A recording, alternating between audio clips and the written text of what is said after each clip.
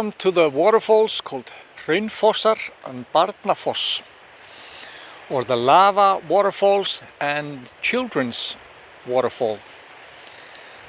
And we are located here in the west of Iceland. This is about a 1 hour and 30 minutes from Reykjavik, and we are located over here now. This is Hraunfoss and Barnafoss. This is like a couple of waterfalls close together, and this is a very popular spot for cottages here called Húsafell, and we are actually close to one of the biggest glaciers, second biggest glacier in Iceland, called Langjökull, or the Long Glacier. And Long Glacier is famous now for, there's a man-made ice tunnel there that we're gonna check out on Saturday, if you can join us for that. So not sure if the 4G will connect us all the way, but I'll try my best. And so yeah, it's a man-made, biggest man-made ice cave in the world, and so that will be a fun spot. But this is a very very beautiful couple of waterfalls, as you see maybe the photo here. So if I read here, the Hraunfossar waterfalls consist of countless springs of clear water that emerge from under the edge of the lava field Hraun. I'll tell you a little bit more about Hraun a little bit later, and they flow into the river Hvítá, or the White River. Hraun consists of pillow lava and is believed to have been formed in about 800 AD, shortly before the first recorded settlers arrived in Iceland. It is named after Hallmundur, who, according to Grettissaga, lived in the area. Surface water and meltwater from the glaciers, from the Long Glacier and Eiríks Glacier, run between these lava layers and merge to form the Hraunfossar waterfalls, which are about 1 kilometer wide and splash down into Hvítá among the rocks and birch scrub vegetation all year long. Then we have the waterfall Barnafoss, or Children's Fall, is where the channel of the Hvítá narrows. Here the river has carved out bridges and stone arches and sculpted the rocks with its violent force. The average flow rate is 80 cubic meters per second, but in flood it has reached up to 500 cubic meters per second. When this happens, the river breaks out of the narrow channel and floods over the surrounding area, as can be seen in the landscape. The area was declared a national monument in 1987. So a little bit of a intro to that. And here you see the layout of the land. We are here at a nice parking spot. They actually have like a restaurant and facilities that are open in the summertime, and a pretty nice parking area over here. Hi Manuel and Crystal and Pippa, good afternoon. I was just coming from the fabulous goats at Hraunfossar goat farm, and just rushed back to the cottage that we are renting. Me and my family are renting a cottage there. You can see the Eiríksjökull glacier here in the distance, and Langjökull is a little bit to the right. Nice to hear, Michelle, that you're enjoying the morning. Isabel, welcome. 1990. That's been a while, right? It's time to come back.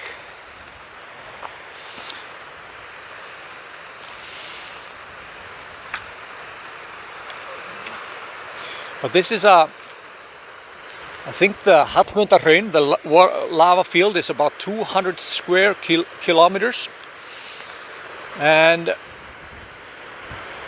the lava field acts like a filtration system. It basically blows. It comes from the glaciers, the couple of glaciers here to the right, through the birch, and then then it flows here underneath the waterfalls. Of course, Shannon and I hold up baby goat. Of course, I couldn't resist the opportunity of. I'll maybe send you some pictures later on.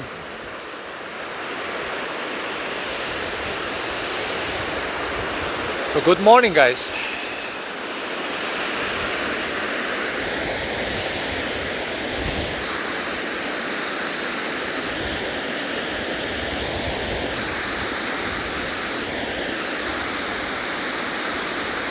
Hi Suzanne and Kathy and Shirley, and Martin.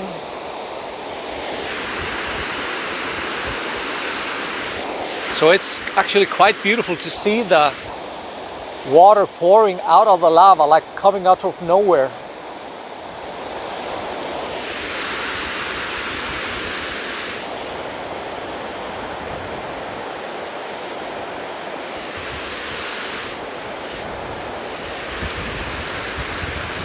Yes, Alex, that's a view.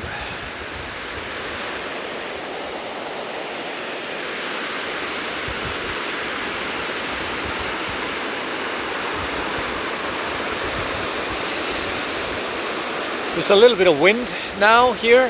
The sun is actually shining in Iceland.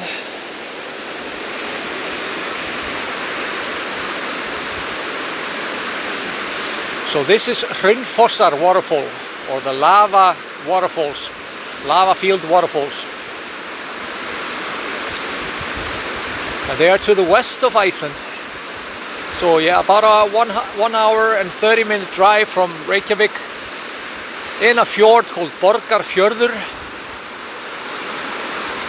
And as I said earlier, it's close to the glaciers here, the South Glaciers. Eiríksjökull, the glacier of Erik, and Langjökull, the long glacier.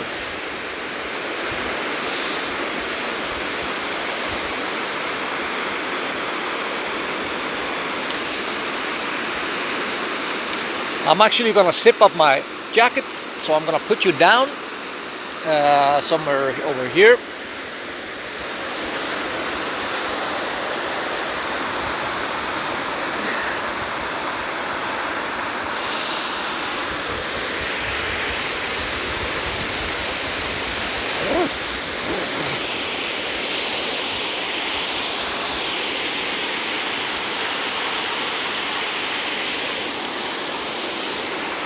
Hope you don't mind being put down like that.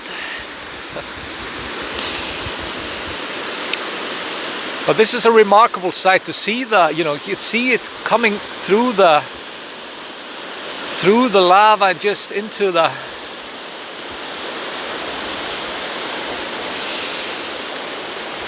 Kerry. Yes, the water is cold.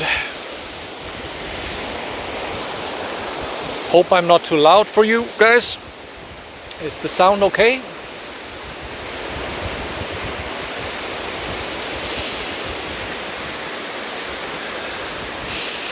Yes, Alexa, we're probably going to go to Krema, but they don't allow video visitors. So I'm not sure if I can let you join me for that one. So these waterfalls are about 1 kilometer long, like countless streams coming out of the lava field. And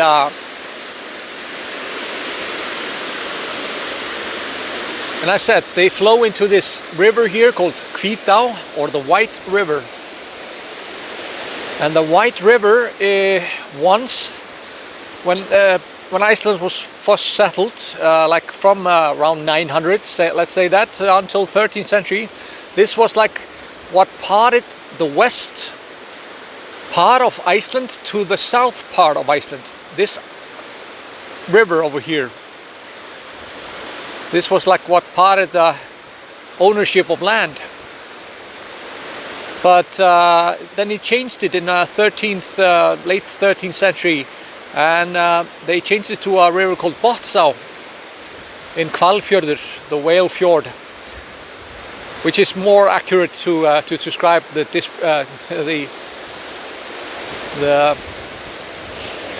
you know, the to take part West Iceland and South Iceland.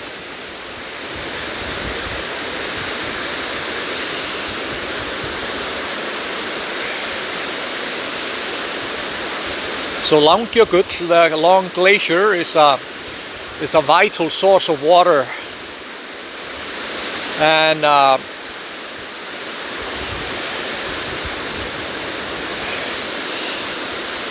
a lot of both cold water.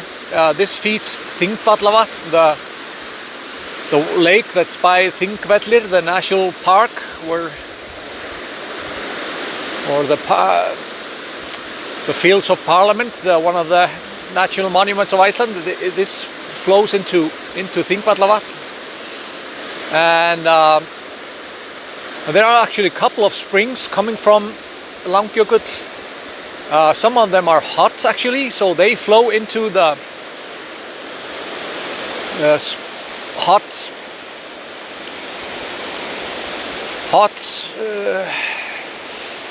spring called Deildartungukver, which is like the most, I think it's called the most powerful geyser in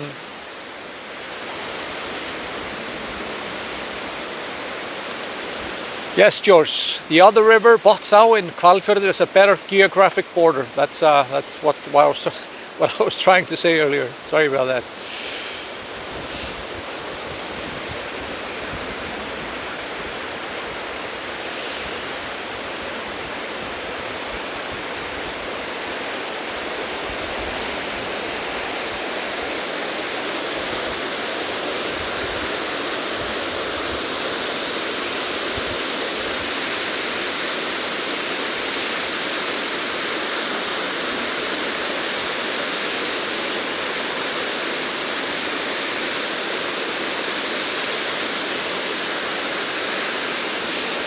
There's not a great path to go down by the river, Alexa, but you can, of course. Everything is possible. And I've seen some beautiful photos taken, obviously in with a little bit better angle.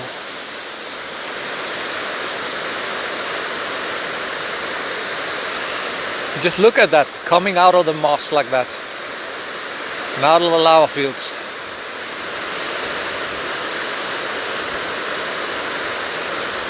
It's 1 hour and 30 minutes, James, to the west of Iceland. So you need to go to, well, you actually turn right before you come to Borgarnes. Borgarnes is like an hour from Reykjavik. And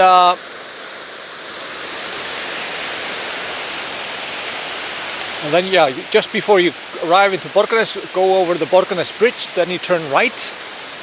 And you know, you just use Google Maps and you will get there. It's about... Þetta reddast, Alexa. We've talked about that one, right? Þetta reddast. Everything will be okay, or we'll figure out a way to do things.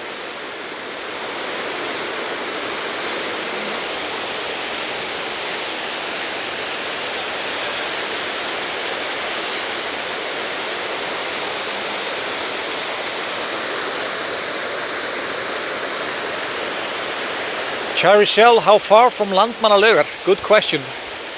I'm actually not quite sure how far of a drive this would be. But if you use Google Maps, just install these coordinates. I would suggest it's just about maybe 2 hours from Landmannalaugar.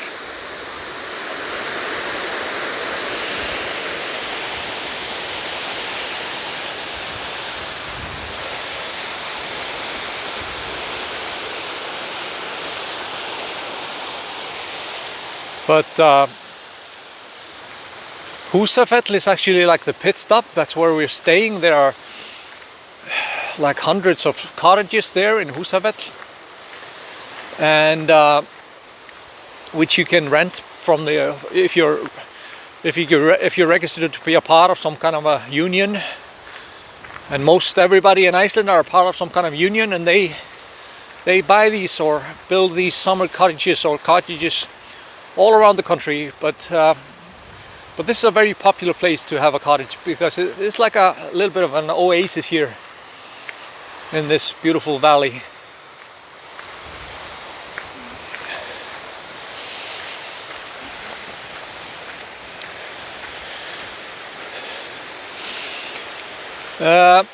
Everything is possible about walking down by the waterfalls, but I think it's a bit tricky. But there is for sure somewhere a proper path to go down.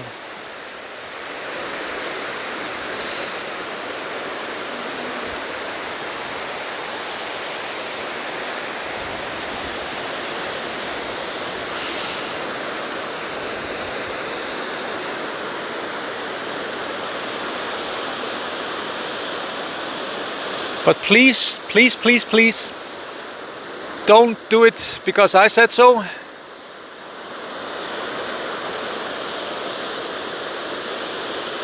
Because I think it's pretty tricky unless you're a pretty, I can see I can see that you maybe can go down here and cross down there. And use that spot down there to take some photos, but I would not want to fall into that river because its currents are strong, and as I said, don't do anything too reckless on my behalf, because there are ropes here for a reason. Yes, Michelle, there's a pedestrian bridge to where I was walking earlier, and of course we are gonna walk over it.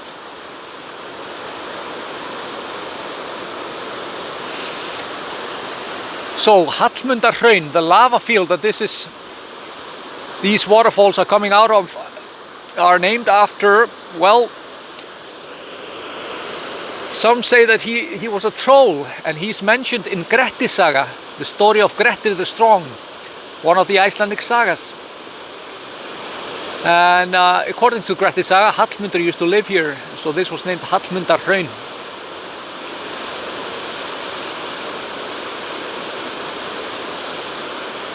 And there are several caves here.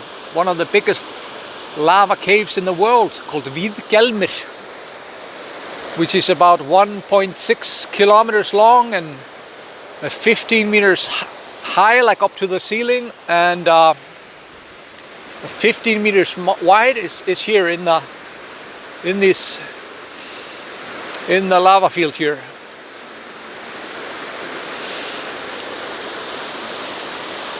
Yes, I would definitely not suggest, at least here, but I think the photos that I've been seeing,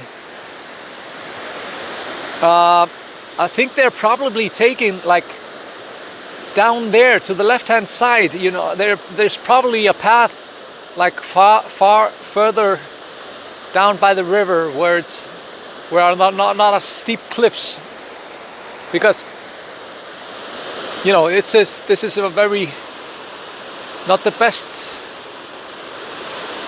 Well, yeah, you need to be a mountain goat to be able to traverse that. And I was just looking at some mountain goats or Icelandic goats just earlier. We were visiting Hraunfossar, the goat farm, the biggest goat farm of Iceland.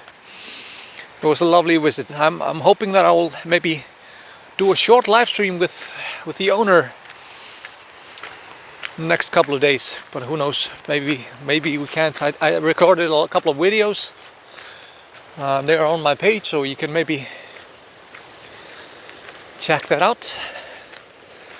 Oh, there's such a difference when the sun is able to shine out of the clouds.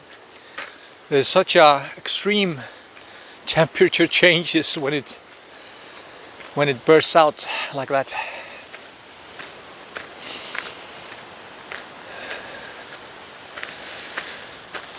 And then we have Barnafoss, or the children's waterfall, which used to be called Barnafoss. And it's got a pretty gruesome story, because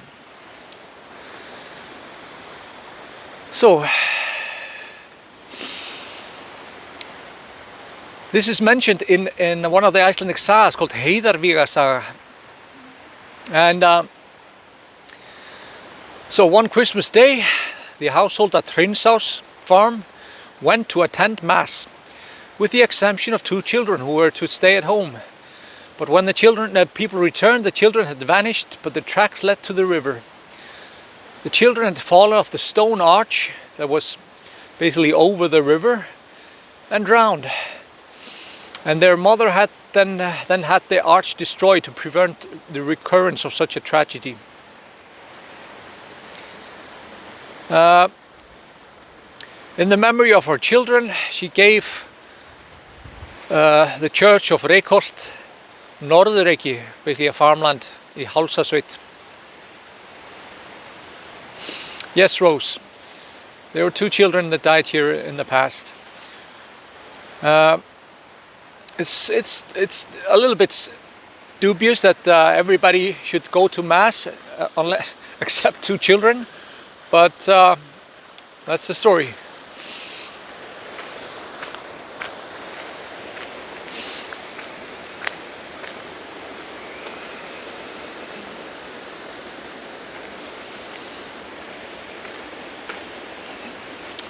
Yes, Alexa, of course I tried the goat cheese.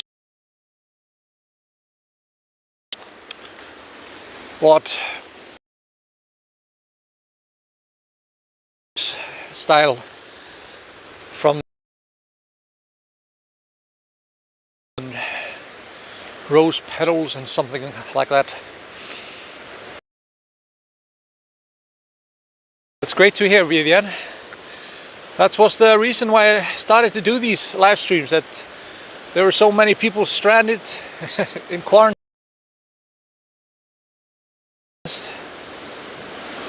Me being able to travel. Do you see the stone arch over there?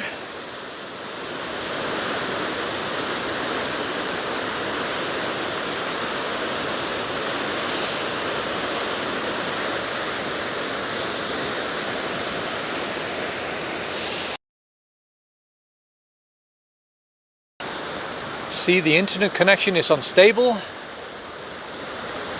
I'm hoping that you'll be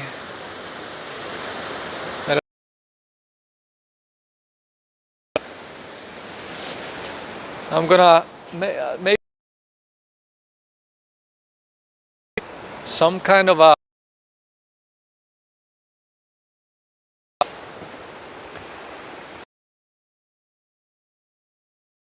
dark spot.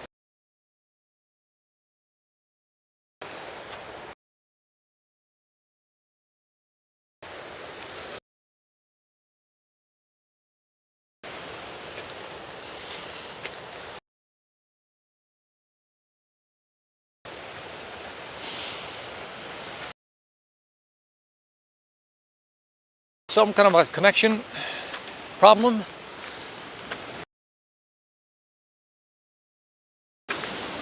I'm not sure why.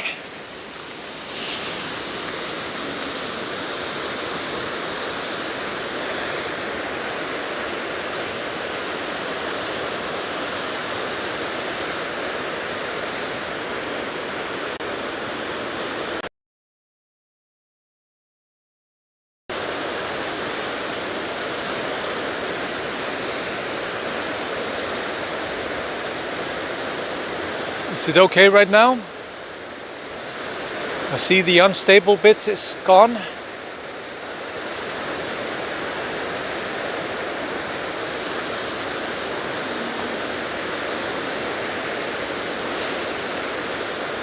So this is called Baby's Waterfall.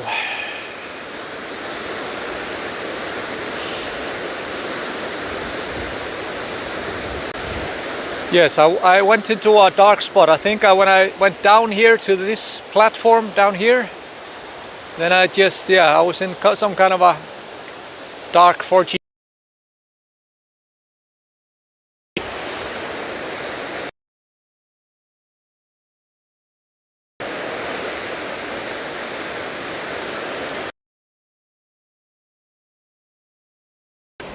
And I'm up here on up on the hill.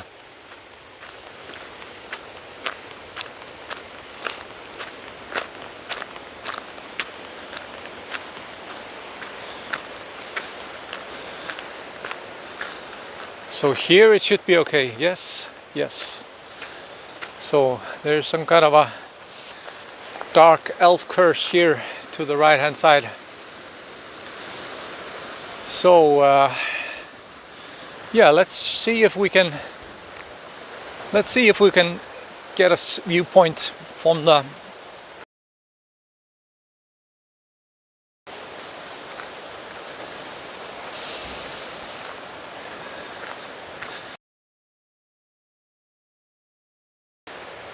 Anybody afraid of heights?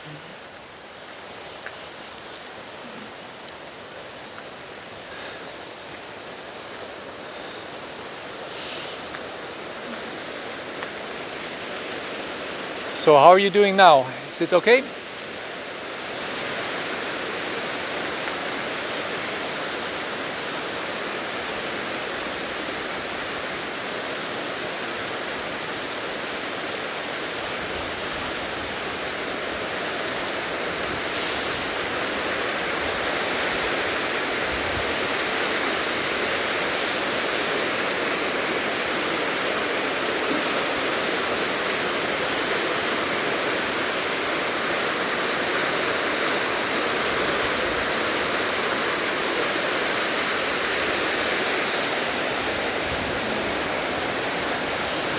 So the children waterfalls are over there, but unfortunately there's some kind of a 4G elf curse just underneath that hill. So it's basically just there's a little bit of a stone bridge that I showed you earlier. Some say that the woman cursed the stone bridge so that everybody who would cross it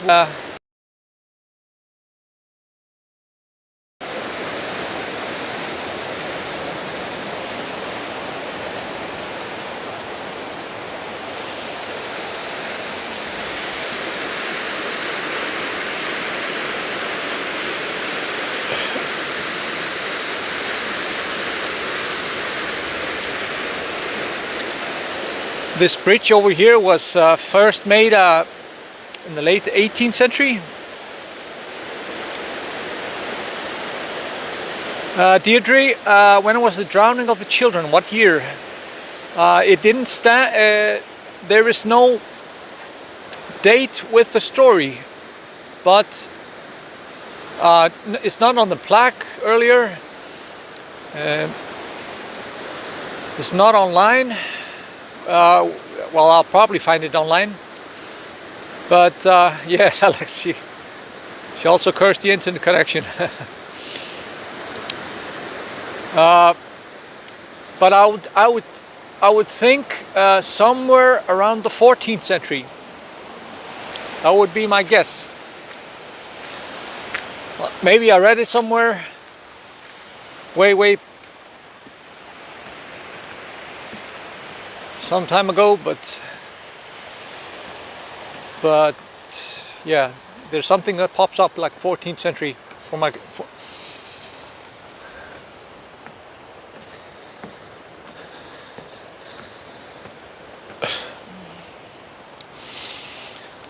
Yeah, okay, I'll repeat the curse story.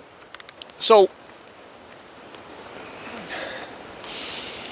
my boys were actually looking here inside this earlier last night, last day, yesterday. And I told them there's probably a troll living under there. They were throwing stones inside this small opening. And yeah, they stopped doing that.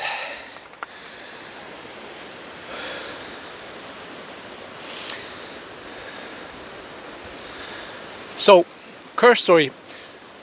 So there are a couple of children, and there was a stone arch. Probably here in the middle of the picture, there was a stone arch. There is a small remains of a stone arch there actually today. But this was a stone arch that people could cross easily, and long before this bridge arrived. And so one day all of the people from a farm here close by, and they left the children at home for some reason. And when they came back, the children had disappeared.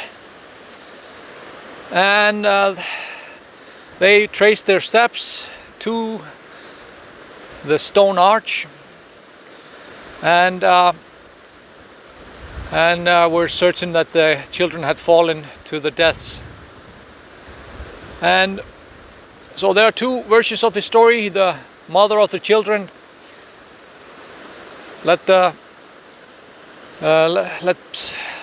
tore down the stone arch just to make sure that nobody else would be hurt crossing that treacherous stone arch. But then there's another story that she cursed it and told people that anybody who would cross that stone arch would surely fall to their deaths like her children. So and then the stone arch broke down a couple of centuries later, and some say that was based on the curse that after some holy men were trying to get rid of the curse, it just simply broke down.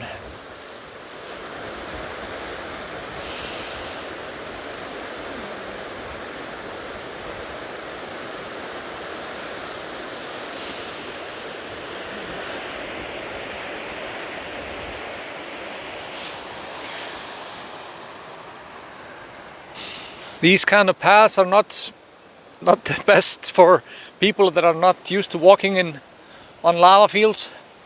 I'm fortunate enough that I was raised on the Westman Islands where the loose, it's pretty tricky when they are so high up, these treacherous stones here. This is not an even path, right? And probably, but just by telling you this story, I will fall later on. But that's another story. That's of course, or Murphy's Law. You decide.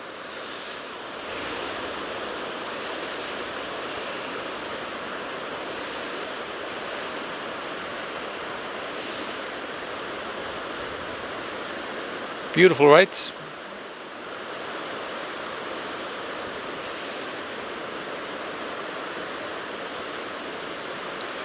So this river here, White River, is about 135 kilometers long and goes to the sea in Borgarfjörður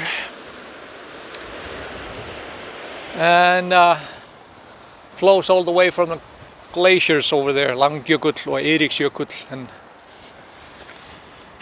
and more. Glaciers cover about 11% of Iceland. Still, but there was one noticeable glacier that disappeared a couple of years back called Ok, and there's actually a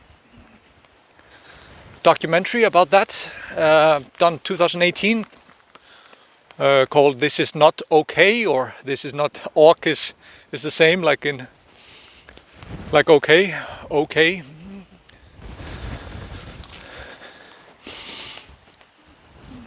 Again, my internet connection is unstable.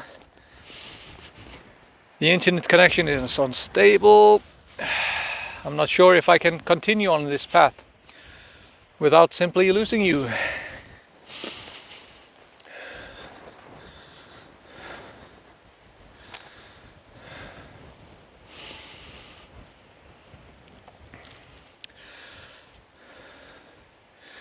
think this is called something like Pahohoe lava. Pahohoe. Sometimes really difficult to pronounce these terms, but basically rope lava.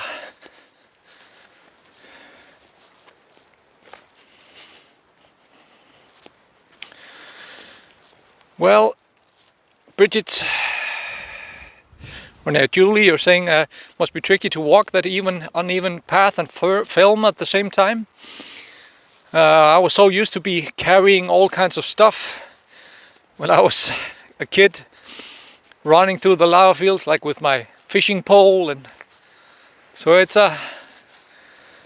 well, pretty much second nature to me. But as I said, it's not unlikely that I'll fall after all these declarations of being sure-footed.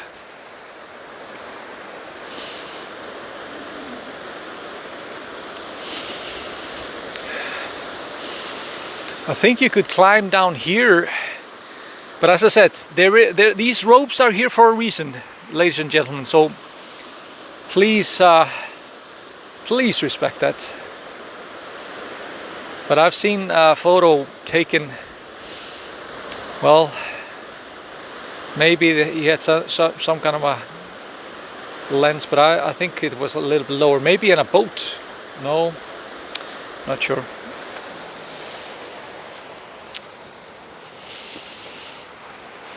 I think it's hard to keep a boat steady in that kind of current.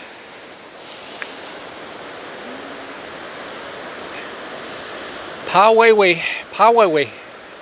George, Poway, okay? Poway lava. Yes, Bridget, you should definitely come and join us. Finally I see some bookings coming in from fully vaccinated travelers, so it's so good for us, of course, that being a tour operator, it's been a little bit of a hard year and a half, almost. So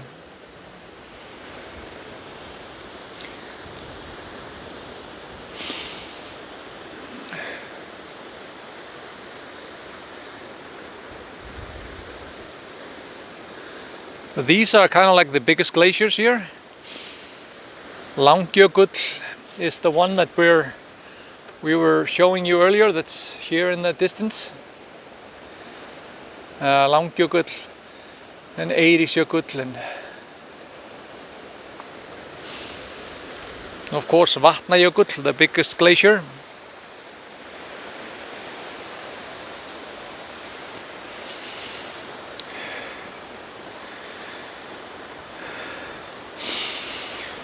So I was talking about Ork earlier.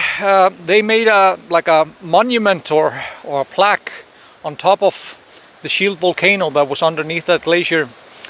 I think they unveiled it in 2019, and on it the writer Andri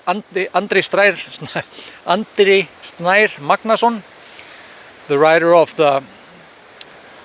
several books about how to preserve the nature in Iceland. He wrote something like that, about that this would be a monument to Ork, the first glacier to go, but not the... And this would be a monument to how well we did to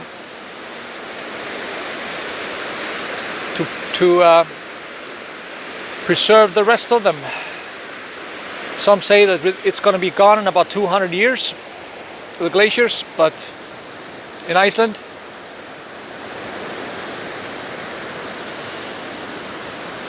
some say it's going to be earlier, like 150 years, but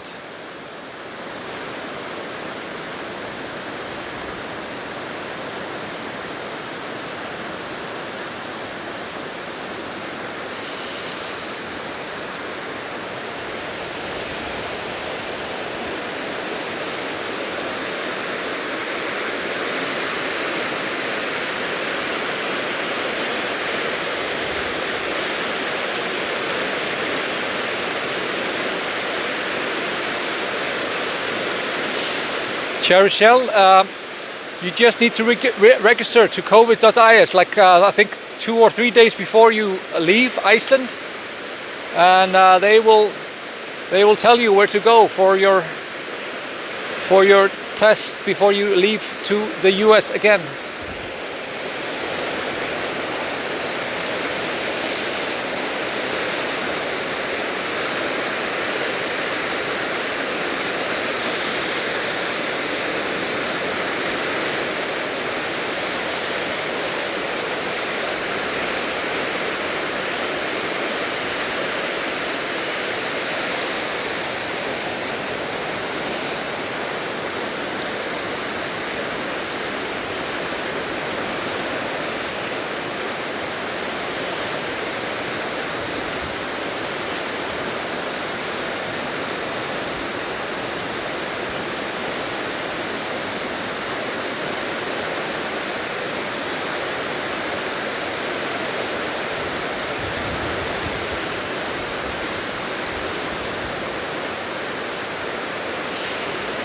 Yes, Donna, the sculptures of Guðmundsson, Páll Guðmundsson, are close by here.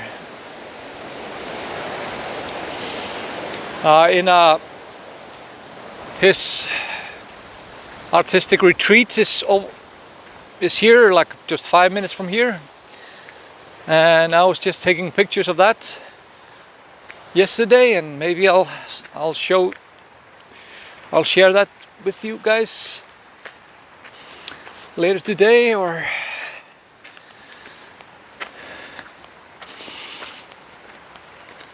but maybe I'll give you a little bit of a extra treat today, and maybe I'll stop by just for the outside view of his workshop on my way back. How does that sound?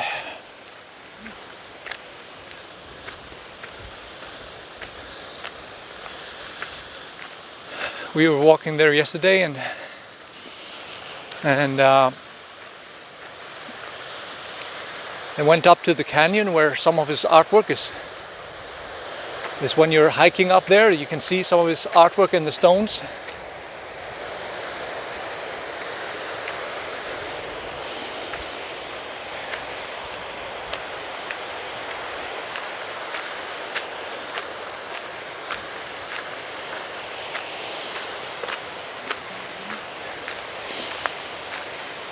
There was also a beautiful little church there that was open last night.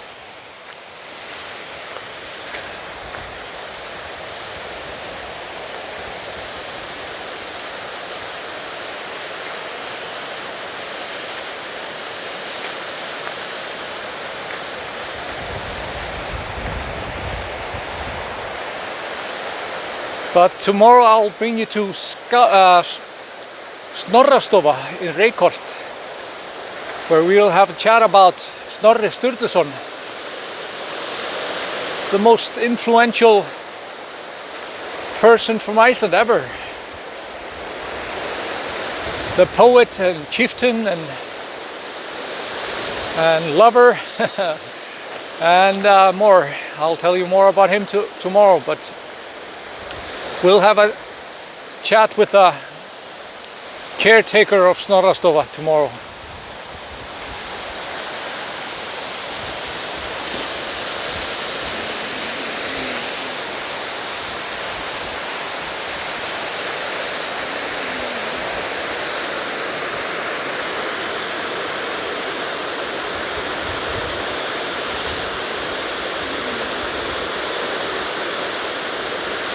And if you want a tip, then I have a couple of links. buymeacoffee.com, Friend Reykjavik. I see George was asking me about Buy Me a Coffee, Friend Reykjavik. Then we also have PayPal Me, YFIR Iceland.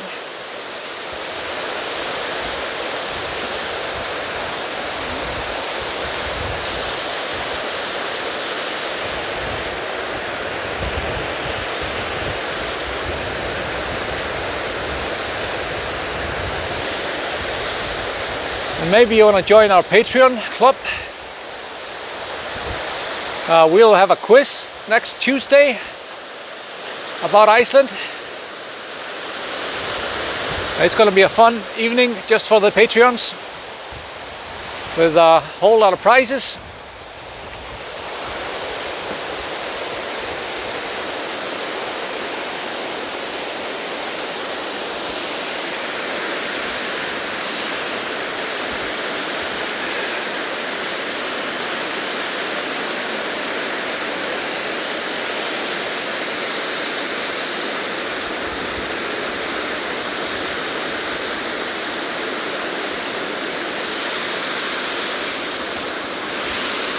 Hi guys, so I want to leave you here with this beautiful waterfalls over here. Yes, somewhere here. And maybe I'll show you something more. There I'm on my way back. When I'm driving back, I'll go past the artist's work of Páll Guðmundsson, which is a sculpturist and painter and more. Yeah, maybe I'll stop there if the family allows. So see you there maybe. Bye. Bless.